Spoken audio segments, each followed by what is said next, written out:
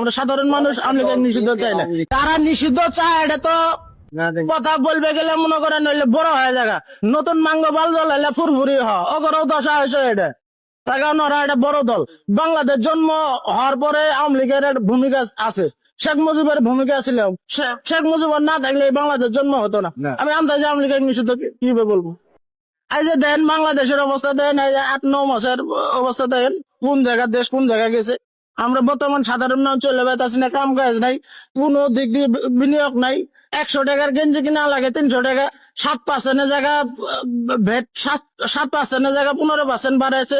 তারপরে আবার এই যে সয়াবিন তেলের দাম বাড়া বানাইছে, কারেন্টের দাম বাড়া বানাইছে, গ্যাসের দাম বাড়া বানাইছে। তাহলে ওর কি দোষ আছে? যা সত্য আমরা তাই করবো।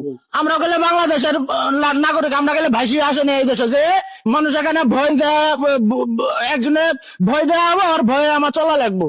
আমরা সব দিকে শান্তিতে ছিলাম, কোন জিনিসটা আমাদের শান্তিতে ছিলাম না? দেন আগে এত চুরি ছিল না, লুটপাট ছিল না, চাঁদাবাজি ছিল না, রাজধানী ছিল, আপনার নিয়ন্ত্রণ ছিল।